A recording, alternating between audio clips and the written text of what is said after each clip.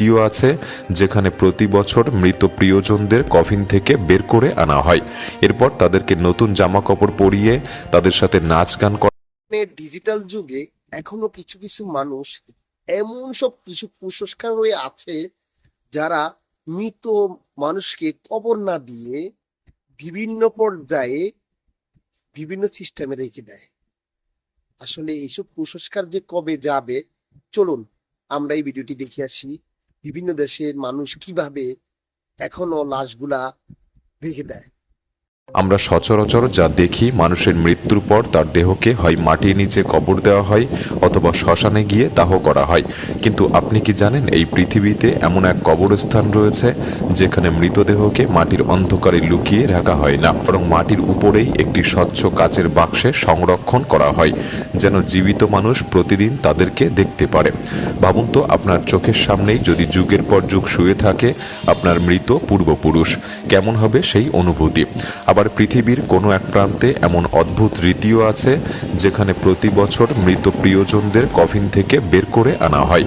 এরপর তাদেরকে নতুন জামা কাপড় পরিয়ে তাদের সাথে নাচ গান করা হয় এবং ছবিও তোলা হয়।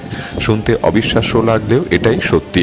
এখানেই শেষ নয়, এমন এক কবরস্থানও আছে যেখানে মানুষের লাশ মাটির বুকে নয় বরং তুলে দেওয়া হয় শিকারী পাখিদের মুখে। হ্যাঁ, ঠিকই শুনেছেন, যেখানে মৃতদেহ চিল শকুনের খাদ্য হিসাবে ব্যবহৃত হয়। কিন্তু আপনি কি ভেবে দেখেছেন এমনটা তারা কেন করে? কেন মানুষের শরীরকে এভাবে ছিঁড়ে খেতে দেওয়া হয়? এটা কি শুধুই নিষ্ঠুরতা, নাকি এর পেছনে লুকিয়ে আছে গভীর কোনো ধর্মীয় বিশ্বাস? আজকের এই ভিডিওতে আমরা জানব পৃথিবীর এমনই কিছু লোমহর্ষক এবং অদ্ভুত শেষকৃত্যের কথা। Glass coffin graves. চীনের কিছু দুর্গম পাহাড়ি এলাকায় আজও এমন কিছু কবরস্থান রয়েছে যেখানে মৃত ব্যক্তিকে মাটির নিচে কবর দেওয়া হয় না। এখানে মৃতদেহগুলিকে রাখা হয় স্বচ্ছ কাচের কফিনের ভেতর, যাতে মৃত্যুর পরও তাদের মুখমণ্ডল পৃথিবী থেকে বিচ্ছিন্ন না হয়ে যায়। আপনি যখন এই সমাধিক্ষেত্রের মাঝ দিয়ে হেঁটে যাবেন তখন শুধু নিথর কবর আপনার চোখে পড়বে না, বরং মনে হবে কফিনের ভেতর থেকে মৃতদেহগুলি সরাসরি আপনার চোখের দিকে তাকিয়ে আছে। এই অদ্ভুত প্রথার পেছনে লুকিয়ে আছে এক গভীর বিশ্বাস। স্থানীয়দের ধারণা, যতক্ষণ মৃতদেহটি মানুষের চোখের সামনে দৃশ্যমান থাকবে এর ফলে মৃতের আত্মা শান্তিতে থাকবে।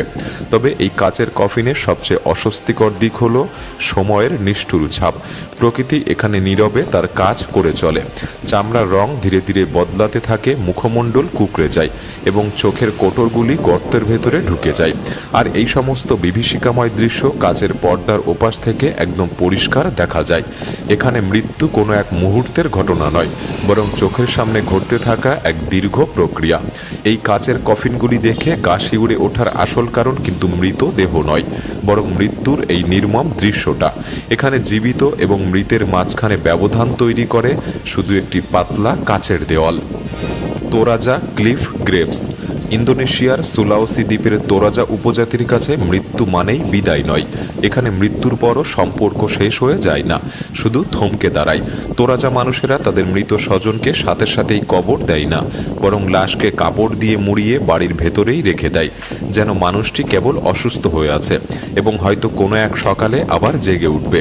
কিন্তু এখানকার সবচেয়ে বিস্ময়কর রীতি হলো মানে এই প্রথা অনুযায়ী কয়েক বছর পর পর তোরাজা লোকেরা তাদের পূর্বপুরুষদের কফিন আবার উন্মুক্ত করে। কফিন থেকে লাশ বের করে আনা হয়, হাড়গোড় পরিষ্কার করা হয় এবং মৃতদেহকে পরানো হয় একদম নতুন ও দামি পোশাক। এই পোশাকগুলি শুধু প্রথা মেনে পরানো হয় না, পরিবারের সদস্যরা খুব যত্ন নিয়ে সেগুলিকে পরিয়ে দেন। এরপর তারা মৃতদেহকে সোজা করে দাঁড় করিয়ে দেয়, তাদের সাথে ছবি তোলে, গল্প করে, ঠিক যেন তারা এখনও পরিবারের একজন জীবিত সদস্য। এই বিশেষ মুহূর্তে জীবন এবং মৃত্যুর বিভেদ রেখা যেন পুরোপুরি মুছে যায়। এই অদ্ভুত রীতির পর মৃতদেহগুলিকে পুনরায় কফিনে রাখা হয়। এরপর সেই কফিনগুলি রেখে দেওয়া হয় পাহাড়ের গুহায়। স্থানীয়রা মনে করেন এই রীতি পালনে কোনো ভুল হলে পূর্বপুরুষদের আত্মা রেগে যেতে পারে, আর তার প্রভাবে ফসল নষ্ট হওয়া থেকে শুরু করে রোগবালাই, এমনকি বাড়ির ভেতরও নেমে আসতে পারে নানান অদ্ভুত বিপদ। চাওচিলা সিমেট্রি। পেরুর নাজকা মরুভূমির ঠিক মাঝখানে এমন এক অদ্ভুত জায়গা রয়েছে যেখানে মৃতদেহ মাটির নিচে সমাহিত নয়, বরং মাটির উপরে বসে থাকতে দেখা যায়। এই জায়গাটির নাম চাওচিলা সিমেট্রি। এটি দেখে কোনো সাধারণ কবরস্থান মনে হয় না, বরং মনে হয় যেন এক উন্মুক্ত প্রদর্শনী বা ওপেন এক্সিবিশন। পার্থক্য শুধু একটাই, এখানে শোপিস হিসেবে সাজিয়ে রাখা হয়েছে মানুষের মৃতদেহকে। এই সমাধিস্থলটি প্রায় 1000 বছরের পুরনো। এখানকার মৃতদেহগুলিকে কফিনে বন্দি করে রাখা হয়নি, বরং মায়ের গর্ভে থাকা শিশুর মতো বা ফেটাল পজিশনে বসিয়ে কাপড় মুড়িয়ে এবং দড়ি দিয়ে বেঁধে খোলা কবরের উপর রাখা হয়েছে। নাজকা মরুভূমির সবচেয়ে অবাক করা বিষয় হলো এর শুষ্ক আবহাওয়া। এখানকার বাতাসে আর্দ্রতা বা ময়েশ্চার নেই বললেই চলে, আর ঠিক এই কারণেই মৃতদেহগুলি প্রাকৃতিকভাবেই মমিতে পরিণত হয়েছে। হ্যাঙ্গিং কফিন অফ সাদাগা। ফিলিপাইনের সাদাগা পর্বতমালায় আপনি যখন উপরের দিকে তাকাবেন তখন কেবল পাহাড়ই চোখে পড়বে না, বরং বাতাসে দুলতে থাকা মানুষের মৃতদেহ আপনার নজরে আসবে। এখানে মৃতদেহকে মাটির নিচে সমাহিত করা হয় না, বরং খাড়া পাহাড়ের গায়ে ঝুলিয়ে রাখা হয়। এই অদ্ভুত প্রথাটি হ্যাঙ্গিং কফিনস বা ঝুলন্ত কফিন নামেই পরিচিত। স্থানীয় ইগোরট উপজাতিরা বিশ্বাস করেন যে মৃতদেহকে যত উপরে রাখা হবে তার আত্মা তত দ্রুত স্বর্গের কাছাকাছি পৌঁছাতে পারবে, আর ঠিক এই কারণেই মৃতদেহগুলিকে পাহাড়ের খাঁজে ঝুলিয়ে দেওয়া হয়। অবাক করা বিষয় হলো এখানকার বয়স্ক মানুষেরা মৃত্যুর আগেই নিজেদের কফিন নিজেরাই তৈরি করে রাখেন। তবে সবচেয়ে শিউরে ওঠার মতো ব্যাপার হলো এই কফিনগুলি আকারে অত্যন্ত ছোট। মৃতদেহকে রীতিমতো জোর খাটিয়ে দুমড়ে মুচড়ে এই ছোট বাক্সে ঢোকানো হয়। এমনকি অনেক সময় হাড় ভাঙার মতো মর্মর শব্দও শোনা যায়। আজও সেই খাড়া পাহাড় বা ক্লিফের নিচে ছড়িয়ে ছিটিয়ে থাকা অসংখ্য মানুষের হাড়গোড় দেখতে পাওয়া যায়, যেন পাহাড় নিজেই সেই মৃতদেহকে প্রত্যাখ্যান করেছে। Sky burial grounds. তিব্বতের বরফ ঢাকা পাহাড়ের বুকে এমন এক জায়গা রয়েছে যেখানে মানুষ মারা যাওয়ার পর তার ভাগ্যে মাটি বা আগুন জোটে না। এখানে মৃতদেহকে কবর দেওয়া হয় না, বরং সঁপে দেওয়া হয় সরাসরি আকাশের হাতে।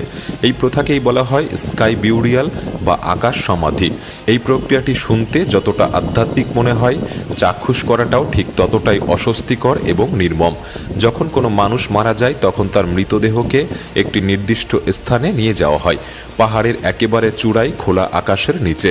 সেখানে উপস্থিত হয় তিব্বতী বৌদ্ধ ধর্মগুরু বা অন্যান্য ধর্মীয় ব্যক্তিরা। তারপর বিশেষ প্রশিক্ষিত ব্যক্তিরা পাথরের অস্ত্র দিয়ে মৃতদেহ টুকরো টুকরো করে কেটে ফেলে, হাড়গুলি পর্যন্ত থেতলে গুঁড়ো করে ফেলে। দেহের সমস্ত অংশ ছড়িয়ে ছিটিয়ে দেওয়া হয়, আর কিছুক্ষণের মধ্যেই আকাশ থেকে নেমে আসে শত শত শকুনের দল। মাত্র কয়েক মিনিটের মধ্যেই সেই মৃতদেহটিকে শকুনেরা সম্পূর্ণরূপে গ্রাস করে ফেলে। অবশিষ্ট থাকে শুধু রক্তের কয়েক ফোঁটা, কিছু ছোটখাটো হাড়ের টুকরো। তিব্বতীদের কাছে মৃতদেহ কেবল একটি শূন্য আধার, তাই তারা দেহটিকে না পুড়িয়ে বা না পুঁতে শকুনের হাতে সঁপে দেয়, যাকে বলা হয় জীবনের চূড়ান্ত দান। তবে এখানে বড় এক ভয় কাজ করে। যদি শকুন মাংস খেতে না চায় তবে মনে করা হয় মৃত ব্যক্তি পাপিষ্ঠ ছিল, তাই অমঙ্গলের আশঙ্কায় স্বজনরা দূরে দাঁড়িয়ে ওই মৃত ব্যক্তির জন্য প্রার্থনা করে। Mary symmetry, Romania. রোমানিয়ার ছোট গ্রাম সাপান্তায় একটি কবর স্থান রয়েছে, যা প্রথম দেখায় মোটেও কবরস্থানের মতো মনে হয় না। এখানে নেই কালো পাথরের সমাধি, নেই শোকের আবহ, বরং চোখে পড়ে রঙিন কাঠের ক্রুশ, কার্টুনের মতো আঁকা ছবি, আর তার উপর খোদাই করা জীবনের নানা সত্যি ঘটনা। এই স্থানের নাম মেরি সেমেট্রি বা প্রফুল্ল কবরস্থান। কিন্তু নাম যতটা প্রফুল্ল, এর ভেতরের সত্য ততটাই বিচলিতকর। এখানে প্রতিটি কবরের উপর একটি করে হাতে খোদাই করা কাঠের ক্রুশ বসানো থাকে, আর তাতে লিখে রাখা হয় মৃত ব্যক্তির পুরো জীবন কাহিনী। তাতে শুধু ভালো কথা লেখা হয় না, বরং মৃত ব্যক্তির অভ্যাস, ভুল ত্রুটি, এমনকি মৃত্যুর কারণ পর্যন্ত উল্লেখ করা হয়। কোনো কোনো ক্রুশে লেখা থাকে অতিরিক্ত মদ্যপান করত, তাই তাড়াতাড়ি চলে গেল। আবার কোথাও লেখা আছে এই ব্যক্তি স্ত্রীকে মারধর করত, এখন সে নিজেই মাটির নিচে। এই ঐতিহ্যের সূচনা 1930-এর দশকে, যখন স্থানীয় শিল্পী স্থান ইয়ন পাত্রাস ভাবলেন মৃত্যুকে লুকিয়ে রাখা উচিত নয়। তার বিশ্বাস ছিল একটি মানুষ তার জীবন যেভাবে কাটিয়েছে সেভাবেই স্মরণ করা উচিত। প্রতিটি চিত্রে মৃত ব্যক্তিকে তার দৈনন্দিন কাজে ব্যস্ত থাকতে দেখা যায়। কেউ কৃষিকাজ করছে, কেউ মদ্যপান করছে, কেউ দুর্ঘটনার মুহূর্তে স্তব্ধ হয়ে আছে। অর্থাৎ মৃত্যুর সঠিক মুহূর্তটি এখানে চিরস্থায়ী করে রাখা হয়। স্থানীয় লোকেরা বলে যখন কেউ এখানে সমাধিস্থ হয় তখন তার কবরে লেখা শব্দগুলি পরিবারকে একই সঙ্গে কাঁদায় আবার হাসায়। কারণ এই কবরস্থান শুধু মৃত্যুর নয়, মানুষের পূর্ণাঙ্গ ও সত্যিকারের জীবনকে নথিবদ্ধ করে রেখেছে। মেরি সেমেট্রি ভয়ের কারণ নয় এখানে মৃতদেহ চাপা পড়ে আছে বলে, বরং ভয়ের কারণ এখানে তোমার জীবন তোমার মৃত্যুর পরও তোমাকে ছেড়ে যায় না। মৃত্যুর পর আমাদের দেহের সাথে কি করা উচিত? দাহ, সমাধি নাকি আকাশের শকুনের খাবার? বৈজ্ঞানিকভাবে বা প্রাকৃতিকভাবে কোন উপায়টি আপনার কাছে সঠিক বলে মনে হয়? আমাদের কমেন্ট বক্সে লিখে জানাতে পারেন। আজকের এই ভিডিওটি ভালো লাগলে একটি লাইক করতে পারেন, চ্যানেলটি সাবস্ক্রাইব করে রাখতে পারেন।